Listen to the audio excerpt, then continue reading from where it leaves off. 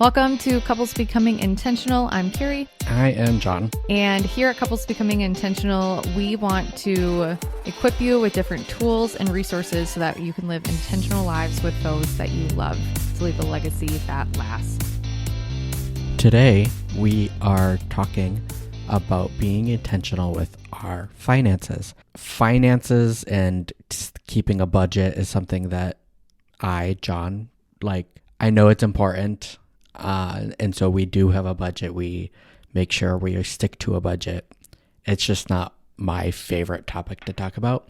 Carrie, on the other hand, loves talking about how we can be intentional with our finances, how we can use our money well because it is a gift from God, and how we can go about, being generous with what God has given us.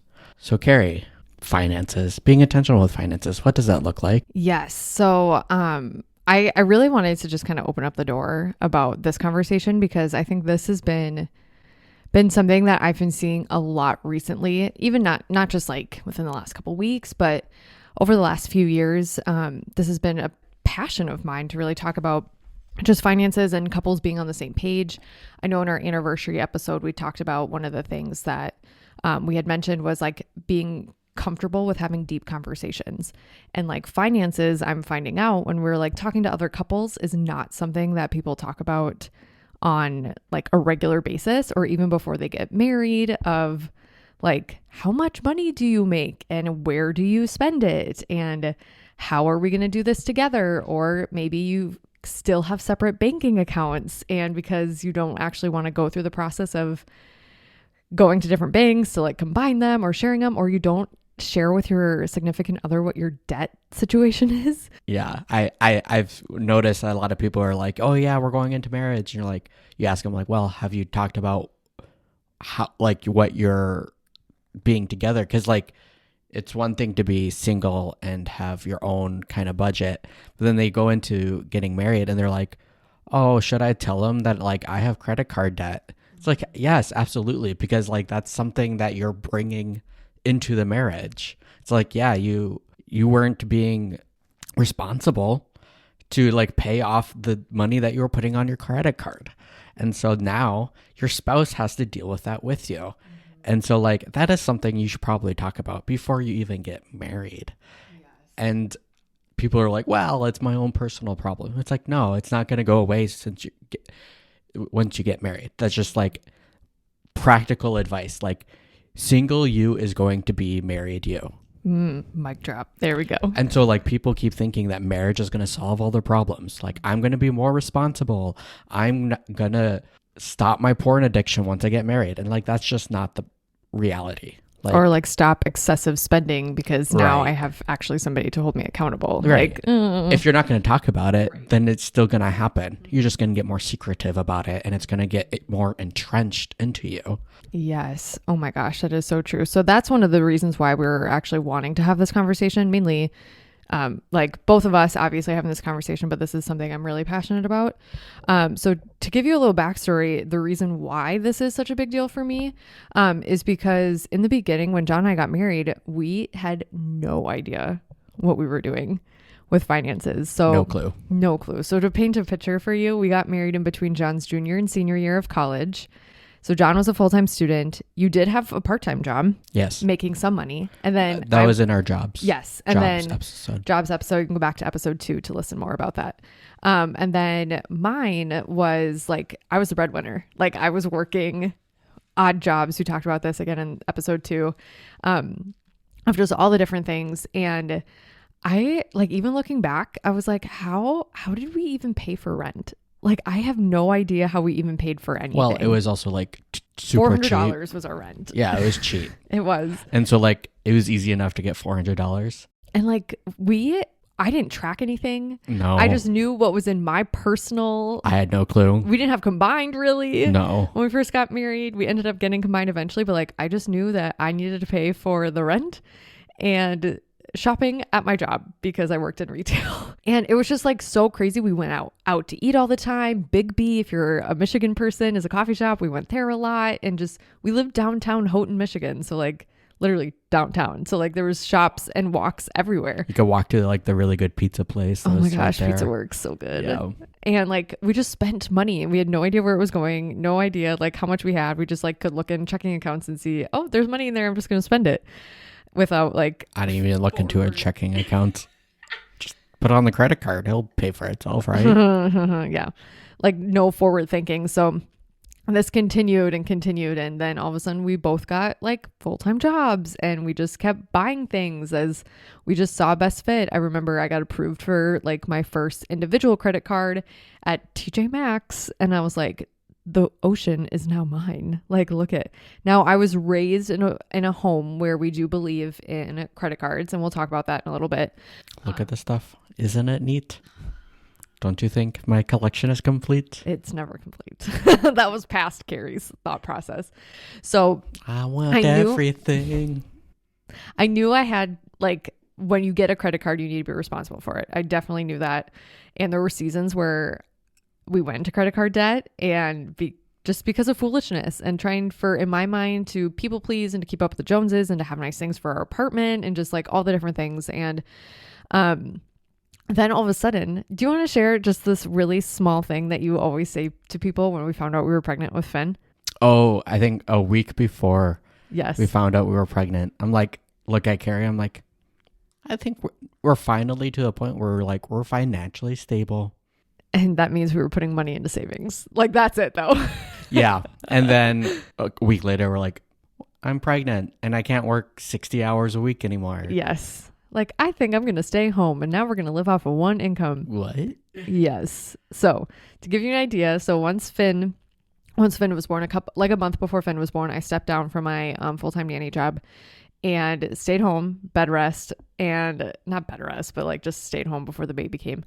And we were forced to live off of one income. And I was not making much. it was not a lot at all.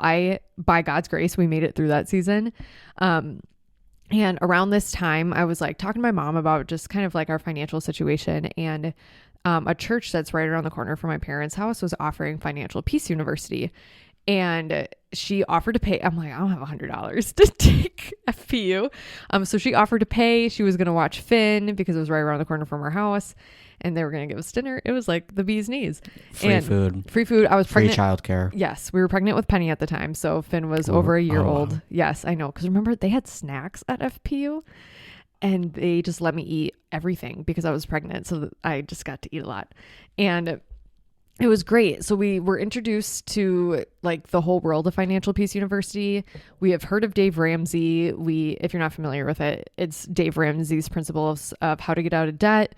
At this time we had a car payment, we had student loan payments, and no, I think we might have had some credit card debt, but very minimal credit card debt. But yep, we had a brand new car payment, and then John had student loans. And we were like, well, my philosophy growing up was like, you're just going to have debt forever. Like if you need something, you go buy it and then you figure it out later. You have a credit card for emergencies, and then if you can't pay it in cash, like you pay interest then. And so, or like with our car, like we needed, in quotes, not even in quotes, we needed a safe, reliable car because we were going to be parents, and my car that we had was just not going to make it. And it would have made it, but we would have made more money if we sold it then and then invested into another car. Anyway, that car's paid off now.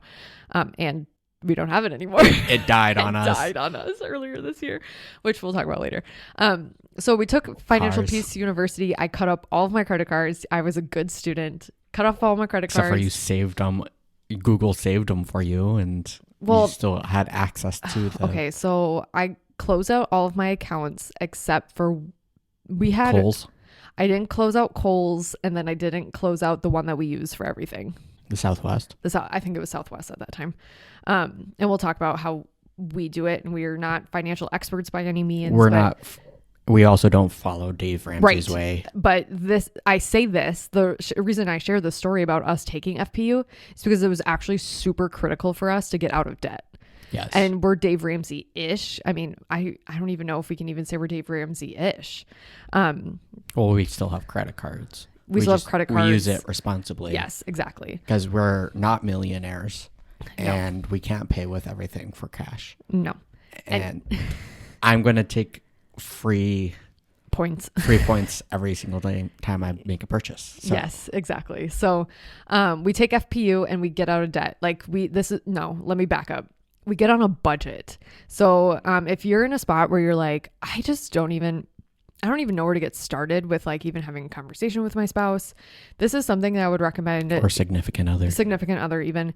I would recommend just sitting down and planning out a time for you guys to sit down and have a conversation. Because as we've talked about in previous episodes, your significant other may be a processor. So having a conversation at like 8:00 at night and being like, I want to sit down and talk about how we need to get on a budget probably isn't going to be the best benefit for either you or the person that you're in a relationship with. You really want to have like hey, on Wednesday at this time, can we sit down and talk about the possibility of us getting on a budget? Right. And having those meetings, the financial meetings. Yes, just exactly. Just like a company. Yep. You're going to like sit down, you're going to have talks financially. Mm-hmm. You know, some people might not like it. Like I don't like no, not at all talking about money, but I know the essentiality of having these discussions because we need to be on the same page of where is our money going? What are we doing? And like for, I think it was 2 years, we had a weekly meeting. Yes. Of, okay, this is what is on the credit card. It's going into our budget. This is, okay, we spent too much in shopping. We need to dial it back. Yep. And we got to the place where like, we don't need those weekly budget meetings anymore because we are responsible with our money. Yes, exactly. Oh my gosh, that is so true. And the biggest thing I want to talk about with this too is like, yes, the importance of a budget, but two, to like my free spirit spenders out there. You're like, I don't need a budget. I don't want to be controlled by it. And that's seriously where my mindset was. Like, I didn't want a budget to like control me almost and like confine me into where my spending could be, but it actually gave me freedom to spend because I had money set aside in a specific category that I'm like, oh my gosh, we have money in our eating out. We can go eat out, and that's a love language of mine. It's a freedom to say like, you don't have to stress about, okay, where's this money coming from? Because you already know like, oh, I have $50 set aside to do this activity. And there was a study done by some college years ago. I don't even know where it was. I've heard it enough in sermons where like there was a study done that like they give like a group of people like, okay, you can play in this general vicinity, but if you go too far, you will get injured, you'll get hurt. So what the people did is that they huddled around like the house that they were supposed to like play around. What they did next in the next study, they put a fence around the house. And when that happened, when they put that fence around the house, people spread out. They actually played in the area that said this is where the allowable area is. And so people feel safer when there is a fence, when there is a boundary around of where we are supposed to be. And that's Christianity 101, right? Like we know that God has a set rules for us because that is in our best interest. Right. And it's because God, that is how humans thrive. That is how humans were meant to be. And so true freedom is not the absence of rules and regulations. True freedom is within a boundary. And so that as we take that, we make it narrower for our finances. We want to have that boundary, our budget for our finances, because that is how we gain true freedom. Wow. Okay. I hope you guys are all taking notes on that one because that is gold right there. High five. That was great. Oh my gosh. How do I even come back after that? So, if you're new, again, let's backtrack a little bit. So we understand the importance of having a budget because it gives you freedom and just like boundaries within a freedom to be able to do and spend how you like and how you best decide as a couple to actually steward the money that you guys are making, because ultimately it's all God's money. So we're going to be best stewards of the money that he blesses us with and to use it to better ourselves, better the kingdom and all the different things. So we'd recommend getting on a budget. That we actually use an app. We use Dave Ramsey's Every Dollar app. We've been using it for the last 3 years since we've taken FPU, and we use the free version. We don't use the paid version. We just use the free version. And that means on our bi-weekly, so whenever I get paid, we just go in and we pour everything onto one central credit card. and that's where everything gets taken out of. So we're actually that's why we're Dave Ramsey. Like, we use similar principles in Dave Ramsey stuff, but now we have just been really smart with our credit cards. We have not gone into credit card debt in an extremely long time, and we pay it off twice a month, because whatever is in there come payday, we pay it off, and we put everything that we have into our budget. And John doesn't actually like to do this kind of, like, this is totally not what he does. This is totally me. But like, I have my note section on my phone, and I'm tracking all the different things, because I have a cajillion different accounts in our banking account, like bunch of different savings accounts where a lot of money gets pulled from. So whether John buys something out of his fund money account, or I pull something out of my fund money account, or out of our Disney account, like whatever account it gets pulled out of, we centralize it into one credit card. So that way we're racking up points for us to travel. So if you've ever been wondering, wow, the Vacos really do travel a lot, because we have had that said to us time and time and time again. They're like, how in the world do you guys, how do you guys afford to go to Disney so often? Well, one, Karen, we budget, and two, we're responsible with our credit card, and we rack up a lot of travel points. So like this stay that we're doing at the time of this recording, we're going to be going for our anniversary and my birthday to Disney. We didn't pay for our hotel. Like, we paid for it with credit card points. Yep. And we found super cheap flights. We found, yes. Yeah. And we had savings. We had money set aside to go to Disney. Right. And that is a priority for us. That is this thing that we choose to spend our money on. And because we say we're not going to go out to eat 3, 4, 5 times a week, we have, or even a month. Yeah. I mean, we got kids. It's a mess.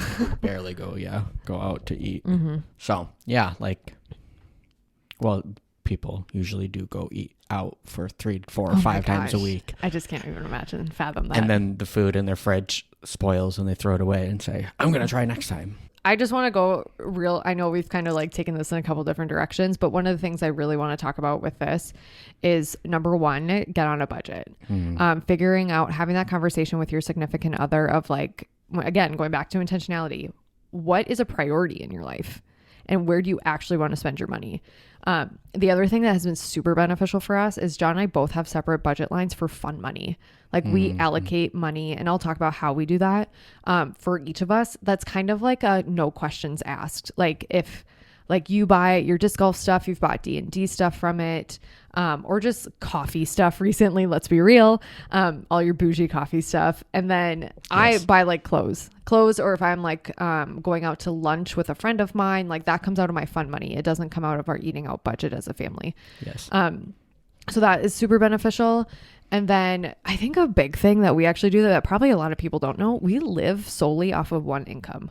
And by that, and you're like, wait, how are you able to do that? You work in ministry. Like, yeah, we know. We've lived off of one income ever since having kids. And because we've made that decision, and we choose to live this lifestyle, anything I make from like my marketing business and our podcasting business, that actually gets thrown into savings, or we have a car payment now because we needed a new reliable car. And I say need because ours died, and we literally died. Like our nice car, our Chevy Equinox that we got from a dealership. Yes. Like died before the car that we bought off the marketplace. Yeah.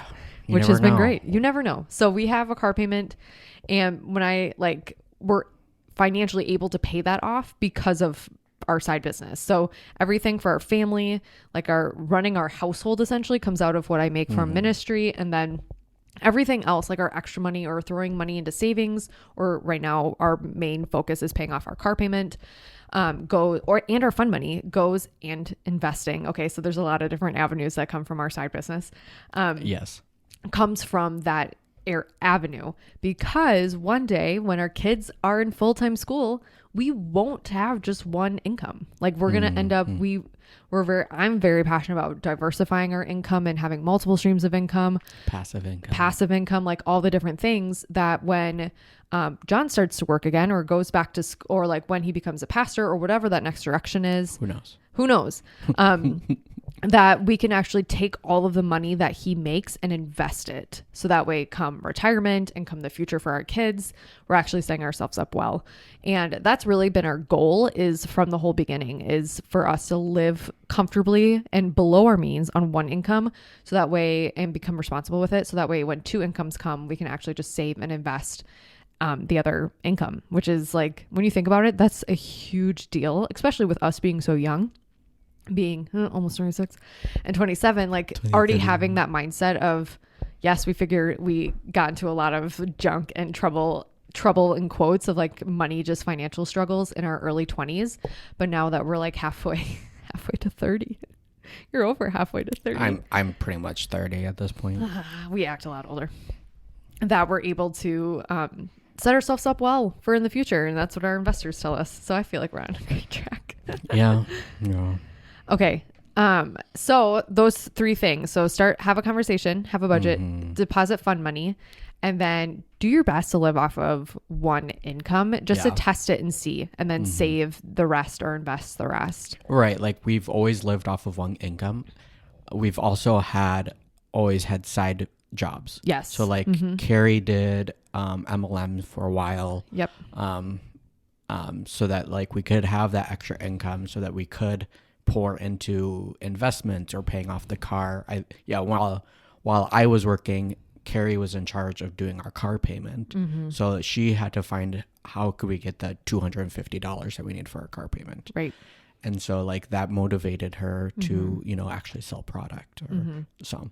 Yeah. Like find, if you can live off of one income, and find those things that like will get you a little bit extra income. Like if you want to go on a date night, find something that will pay you an extra $100 on the side. Like I wanted a little bit more fun money. Yeah. So I'm like, oh, I like podcast editing. So now that's what I do on the side. It got to the point where I got so many podcasts to edit that now I can contribute to the car payment because I don't need $1,000 of fun money every month. You don't. No. That's a little excessive. Yes. So the real reason, like when we come back to vision, okay, so Carrie and John, if you have all this side money and you have a ministry business, like what's the point?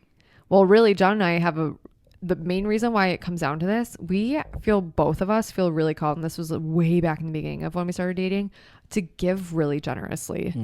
Like when we started even financial peace, like we want to be able to set ourselves up so well financially that when we're in our 60s, 40s, 50s, 60s, I mean, when we're in our 40s, our kids are out of the house. Like our lifestyle, quote unquote. Yeah, hopefully. Our lifestyle. Well, they'll be 18, so they'll be self-sufficient. Yes, exactly. So maybe not out of the house, but self-sufficient. Yes, to make their own money. Yes. That we can give very generously. Like we want to be anonymous donors. We've talked about like, what would you do if you won the lottery? And like giving is a huge aspect of that. So that's definitely something we want to do. So if that's the vision, the step we take now is, okay, how do I be a good steward of my money, our finances now? So that way that vision can come true. Right. There's a saying where it's like, how you deal with a little is how you will deal with a lot. Yes. People say like, oh, I'm just going to start giving when I make 6 digits, or I'm just going to start giving when I have more money. Like that's not a reality either. Like how you're stewarding your money now at that 20, 30, 40,000 a year that you're making. I would hope maybe more than, well, right. It doesn't matter. However little it is, wherever you are, like how you deal with that is how, once you get to maybe you are making 6 digits, maybe you are making 7 digits, who knows, that it's going to reflect there, because giving is not, it comes exponentially. It doesn't, it's not like, oh, I'm going to just automatically start. You start now, because then when you get to that point, you can start giving a lot more. And so like, how can you build that into your budget? Yes, exactly. So I'm even seeing like, because of our side business and tithing off of it, like just being able to see the big blessings of it and just the different ways that we've been able to invest in missionaries and invest in like staff at ministries or invest into just people in our life that are struggling and how we can just best serve and support them. It's just been such a blessing. And it's not even something that I'm like a pat on my back. Like a pat on my back, like Carrie's doing such a great job or John, they're doing so great. It's like, no, like this is like, we're being wise and we're being able to steward this money for something bigger than even ourselves, which is just such a blessing. And that's really the reason why finances is such a big deal, because this is so much more than you providing for your family. This is providing for God's kingdom and making a way for other people to thrive in it as well. Looking out for the lowly. Yes. And that's something we love to do too. Yay. Okay. Rapid fire. Rapid fire. We're going all snack version. Snacks. Snacky snack. Is I got Carrie Disney hungry? I got Disney on my mind, so I'm always thinking about food. Food is delicious. Okay, so first question. What is your go-to pizza topping? I know pizza's not really a snack, but... Pizza topping? Pizza topping.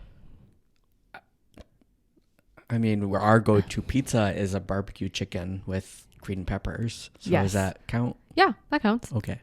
I really do like Papa John's, their cheeseburger Oh pizza, my gosh, it's and then so their good. Philly cheesesteak pizza. For whatever reason, it's They're just so good. And they're like only limited edition. Yep. And so, pro tip, I always share this with people and people are just astonished. Pro tip, first Tuesday of every month is Customer Appreciation Day at Papa John's. That might be local to us, so you might want to do some research to see if that's local in your area. I think that's everywhere. I think it is everywhere. So it is $6.99 for a large 2-topping pizza from Papa John's, which those are normally like $18. So first Tuesday of every month, I know what we're eating. We're eating Papa John's pizza, and that's put into the budget.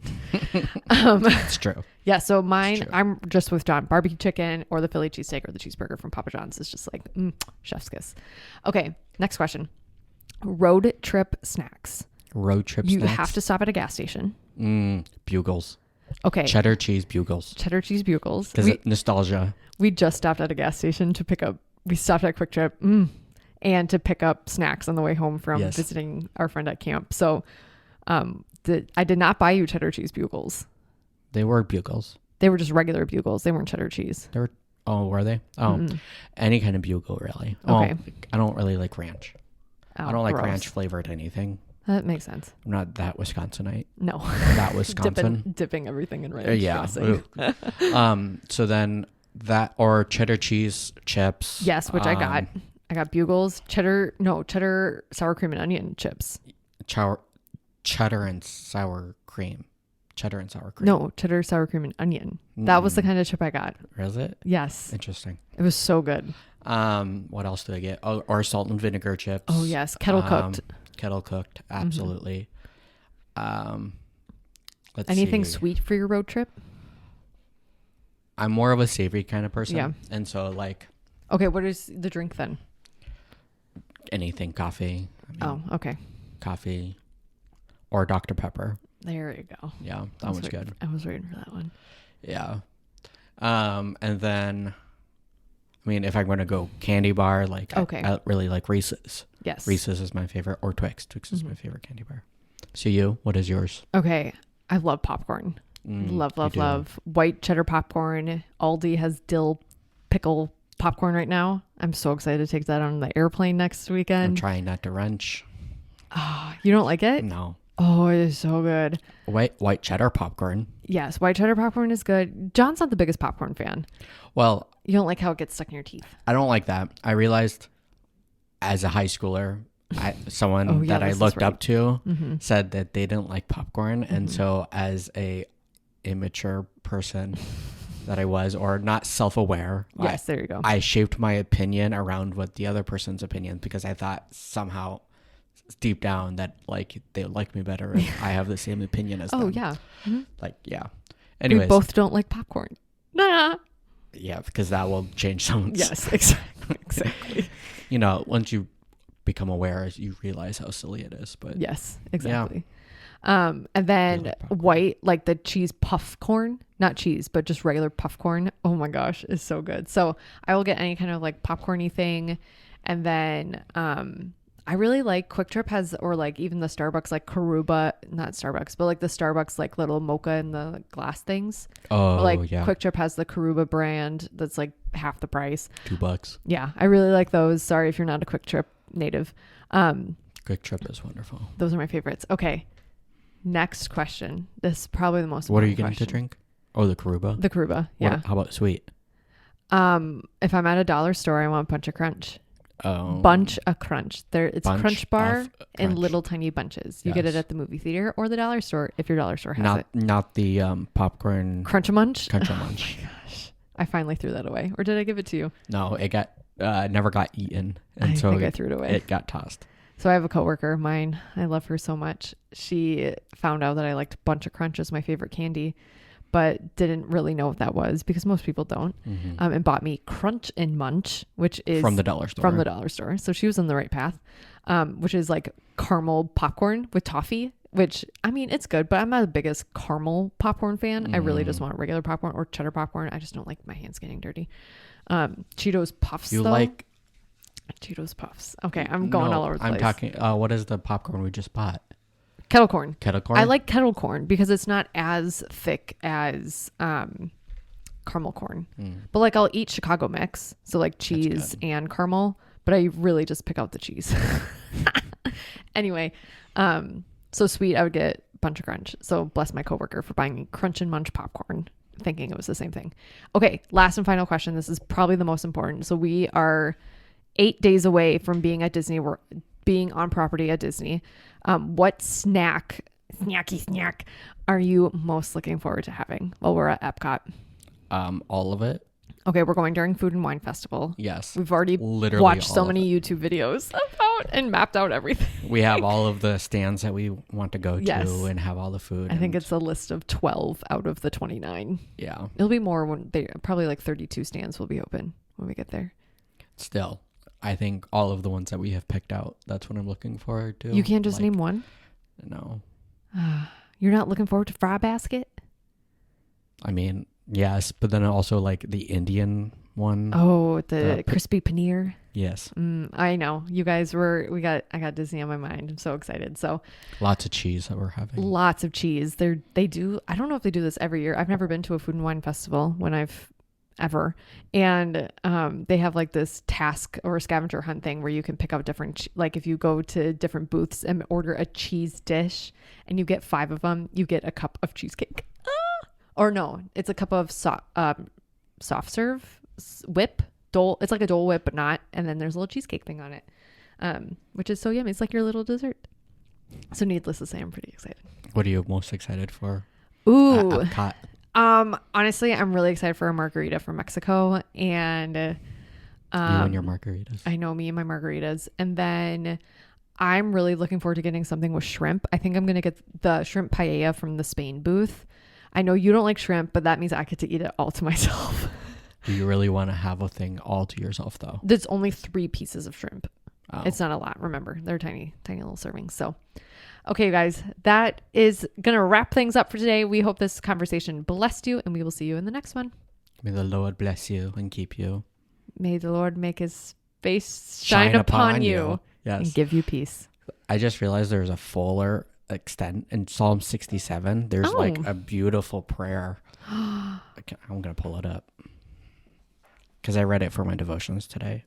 And it was like, ooh, may God be gracious to us and bless us and make his face to shine upon us, that your way may be known on earth, your saving power among all nations.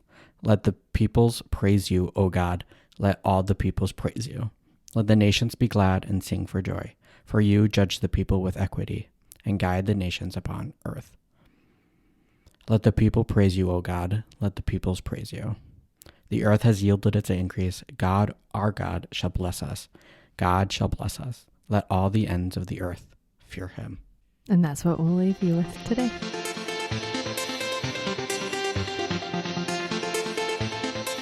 Thanks for listening to another episode of Couples Becoming Intentional. As always, if you have a question that you would like us to answer here on the podcast, you can go ahead and send us an email at jcvhouse@gmail.com, or you can send me a DM over on Instagram at Carrie Vaco. We'd love to be able to answer and feature you on here on the podcast. And as always, if there is somebody in your life who would benefit from this episode, feel free to go ahead and send them the link. And if you love this content, we'd love to be able to hear from you. So go ahead and leave us a review over on Apple Podcast. Until next time, we love you and we appreciate you. See you guys. Bye.